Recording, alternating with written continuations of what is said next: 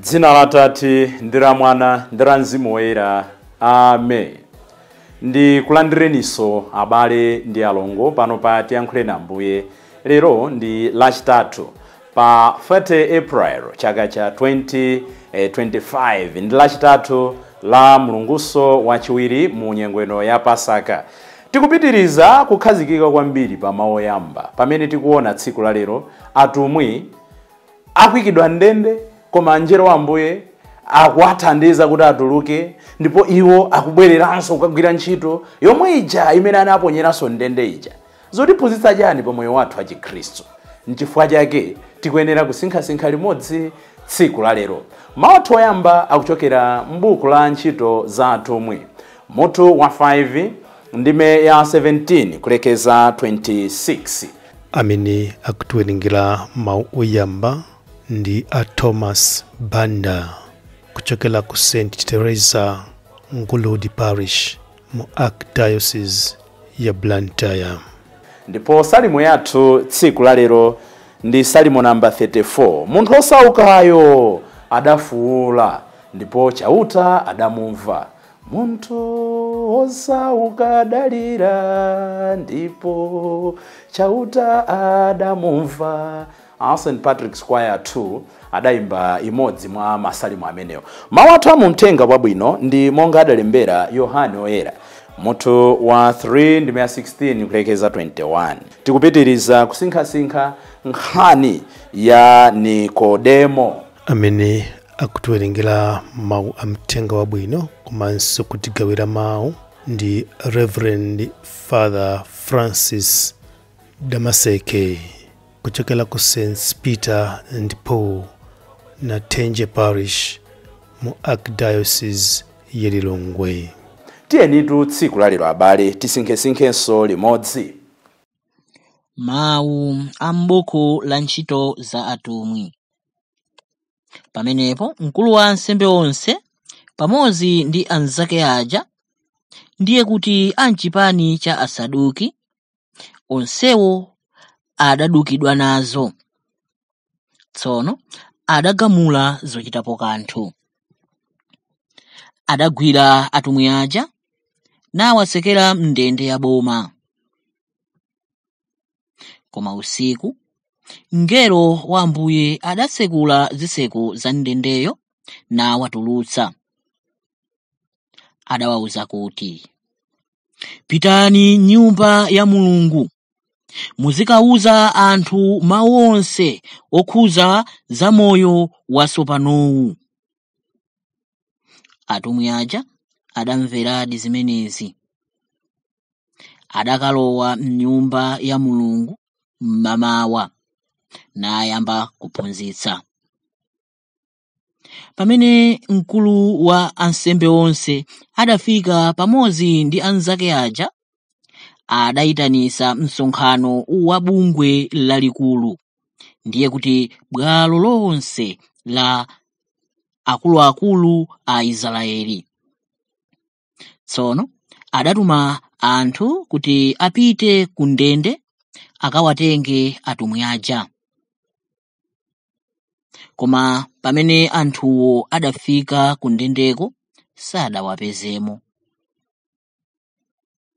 Adabwerako nazawafotokozera adati, takapeza ndende ili chitsekere ndithu, ndipo alonda ali chilili pa makomo. Koma titasegula zitseko sitidapezemo munthu. Pamene mkulu wa asilikali a ku nyumba ya Mulungu ndi akulu a ansembe adamva mawu amenewa, adathanawo nzeru, osaziwa kwachitika zotani. Koma munthu wina adadzawawuza kuti, anthu amene mudawasekera mndende aja ali m'nyumba ya Mulungu ndipo akuphunzitsa anthu. Pamenepo mkulu wa asilikali uja pamodzi ndi asilikaliwo adapita nkukawatenga atumwiwo. sadawatenge mwankhondo ayi, chifukwa ankaopa kuti anthu angawaponye miyala. Mawu a Ambuye. Tithokoze Mulungu. Ambuye akhale nanu. Mawu a Uthenga Wabwino monga adalembera Yohane Oyera. Ulemu kwa inu Ambuye. Yesu adamuwuza Nikodemo kuti Mulungutu adakonda kwambiri anthu apa dziko lapansi, anali naye mwana mmodzi yekha, komabe adampereka kuti aliyense okhulupirira iyeyo asatayike, koma akhale ndi moyo osatha. Mulungu adatuma mwana wakeyo pansi pano osati kuti adzazenge anthu mlandu, koma kuti adzawapulumutse. Munthu okhulupirira mwanayo sazengedwa mlandu, koma osankhulupirira wazengedwa kale, chifukwa sadakhulupirire mwana mmodzi yekha uja wa Mulungu. Mlandu wake ndi wakuti ngakhale kuwala kunadza pansi pano, anthu adakonda mdima osati kuwalako, chifukwa zochita zawo zinali zoyipa. Aliyense ochita zoyipa amadana ndi kuwala, saonekera poyera, kuopa kuti zochitika zakezo zingaonekere. Koma wochita zokhulupirira amaonekera poyera, ndipo zochitika zakezo zimadziwika kuti wazichita momvera Mulungu. Uthenga wa Ambuye. Ulemu kwa inu Ambuye Yesu Khristu.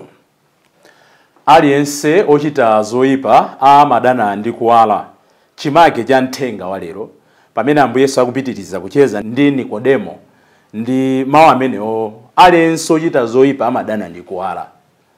Tanena kuti nyengo ya Pasaka si nkhani yochewukira aneba, si nkhani yochewukira awo, ndi nkhani yosuzumira yoyenda ulendo wautali kwambiri mmoyo mwathu, ulendo opita inside, ulendo olowa mtima mwangamu. Ndidzifunse funso ilonena kuti kodi ine ndimadana ndi chiyani? Ndipo ngati ndimadana ndi choona, ndidziwe kunena kuti mwa ine mulibe chabwino. Tikupitiriza kusinkhasinkha mawu athu oyamba. Tikuona lero tafika mu chapter 5 cha ntchito za atumwi, pamene atumwi aponyedwanso ndende. Anaponyedwa Yohane ndi Petro nkutulutsidwa, agwira ena wazuza. Nkhani ikuvuta apa ndi nsanje. Akulu Ayuda akuchita nsanje ndi zozizwitsa zimene atumwi wakuchita, ndipo anthu ambiri akumatsatira, anthu ambiri akukhulupirira Mulungu. Akuona kuti chipembedzo chawo chayamba kuchepera kaba. Nsanje imapha, nsanje imaononga, nsanje imabweza mbuyo, nsanje imabweza even moyo wanga umene osati wamene ndikunchitira sanjeyo ayi. Nde tikuona chani? Poyamba kulimba mtima kwa atumwi. Nthawi zonse chimenecho ndiye tiphunzire. Nthawi zonse akakumana ndi mavuto, chimene akuchita chothamangira akugwada akupemphera kwa Mulungu wawo. Ndipo ndinanena lolemba lija kuti pamene tagwada, pamene tipemphera sitimakhala tokha. Toona anatumwiwa pamene anali kupemphera, mngelo wa Ambuye akuti anakamasula, anakatsegulira, anakatulutsa ndende. They were not alone. You are not alone wherever you are praying. Nde watulutsa ndende. Ambuye chauta nkwauzaso kuti mubwerere mupitenso nyumba ya Mulungu kuja akuthamangitsani kuja mukapitirize ntchito imene amafuna akuletseniyo. William Bakare, katswiri ochitirapo ndemanga pa malemba oyera, amanena kuti mwatumiwa tikuonamo zinthu ziwiri zododometsa. Choyamba they were men of courage. Inu kunena kuti kumalo kuku Mulungu akupulumutsa, Mulungu akuthandiza, iwe nkupeza kuti ubwereranso komweko. Kulimba mtima ndi kumeneko. Kulimba mtima ndi kumene kumatithandiza kuti tizichita zimene Mulungu akufuna osati zimene ine ndikufuna. So the apostles were men of courage. Chachiwiri William Bakare amanena kuti they were men of principles. Amadziwa kuti chimene tikuyenera kuti tichite ndi chani. Ndipo amadziwa kuti choyenera kuchita ndi kutumikira Ambuye osati kumvera anthu. We will not listen to people, rather we will listen to God. Ambiri mwa ife chifukwa choti tilibe ma principles, sitidziwa choyenera kuchita. Nchifukwa yake timapeza kuti nthawi ina tipitepo kukwaya, nasiya anayamba legio, nasiya basi namangokhala. Alipo ena even misa ya Sunday, kupita ku church ndi kusapita amaona kuti ndi chimodzimodzi. Kwa hiyo it's just okay. Kukapemphera mpingo wina ndi mpingo wina amanena kuti Mulungu ndi mmodzi, it's just okay. They don't value the sacraments that we have in the church. They don't miss the sacraments that we have. Akanalibe ma values nchi Kristu chawo. Komano tikauzukuta moyo wawo atumwe amenewa. Akutiphunzitsa chani? Kumangidwa kwawo, kutulutsidwaso kwawo, kukutiphunzitsa chani? Tate ndisinkhesinkhezo zinthu zisanu izi. Choyambirira tosefe tidziwe unena kuti God's mission cannot be locked and arrested. Ntchito ya Ambuye sitingathe kuyimanga, sitingathe kuyikhomera, sitingathe kuyitsekera. We may persecute ophunzira Ambuye Yesu. We may persecute alaliki Ambuye Yesu. We may persecute anthu amene amagwira ntchito yofalitsa mthenga wabwino. Koma mawu a Mulungu sitingathe kuwatsekera. Malemba oyera amatiuza kuti the word of God is active and alive. It cuts more finely, more than any other double-edged sword. Ambiri timafuna titatsekera mawu a Mulungu. Onena kuti amene akujichirika pa za Mulungu timapatsa mayina. Onena kuti amene akutenga mbali muzochitika mu mpingo ndiye timalembera mbiri zoyipa, timapangira post zinthu zoyipa. Sitikunena kuti anthu amene timatumikira Mulungu we are perfect people. We are the weakest. We could be the most sinners. Komano alipo anthu ena basi kanda angelo a demoni titha kutero ntchito yawo ndi kunyazitsa anthu amene akuchita zabwino pakati pathu. Amene Jamesamango muona kuthandiza ana amasiye kuja, amafuna abise zake za satanike, amene ajanda ahule, amanyengana nda uja, amanyengana nda nsembe, amanyengana ndi uja, amapanga zakuti, amene Jamesamango muona ndi fiti amene uja, amene Jamesamango muona. You cannot arrest the word of God. You can persecute and delay the process. But the word of God in itself can't be arrested, can't be locked. Chachiwiri, chimene kumangidwa ndi kukhala released kwa atumwi kutiphunzitsa ndikonena kuti pamene tikunitumikira Ambuye, jealousy from the people is inevitable. People always come for those who are called. Anthu amene Mulungu adayitana ndi kuwapatsa ntchito, tiyembekezere kuti nsanje ilipo, nsanje idzakhalapo, nsanje ikubwera. Zimaoneka mnjira zosiyana-siyana. Anthu will not support you. People will not smile you. Koma chimene chizitilimbitsa mtima ndi monga mujana achitira atumwi olemba lija amang'ana mbuyo kuti chauta anatulutsa Israeli mu ukapolo, anaenda nawo, anateteza, akukhala nafe, anamukitsa mwana wake kwa akufa. Chimene chija chimalimbitsa mtima. You and I, chimene chizitilimbitsa mtima pamene tikuona kuti nsanje ikuchuluka tikamachita zabwino, ndichonena kuti zivute zitani. Ngati pala anthu ambiri amene akudana nafe, ngati pala anthu ambiri amene sakukondwera nafe, tidziwenso kuti alipo anthu ena amene amakondwera nawo. I've seen it. People amathiwa kuzonene Father mmandisangalatsa. Osatusangalatsa kuzina zimene mungaganize. Kumati Father mukamalalika muja mtima wanga ndimamva kukoma. Ife timangoti praise God. Komanso pala anthu ena kuti amachita ndi Father ajene ndipo amangondi bowa ndikaona. Koma ine ndisabwerere mbuyo because of those compliments. Amene andiyamikira tithokoza Ambuye kuti ntchito akuyigwira mwayo. Amene sakondwera nane akundithandizanso kuti ndipange shape china chake mmoyo mwanga. Chachitatu, don't let people's opinions shake your calling. Muchulidwa zoyipa, mudzachulidwa zoyipa, mudzabwezeredwa mbuyo. Chachitatu tikuona kuti Mulungu amagwiritsa ntchito anthu amene alibe ulemerero, alibe maphunziro, alibe mayina kuti achititse manyazi dziko lapansi. God uses the unqualified to shock the world. The powerful were being stunned. Prisons were locked. Guards were standing. Yet the apostles atuluka. Mulungu amachita zimenezo pa nthawi imene sife sitikuyembekeza kuti Mulungu angatichitire china chake.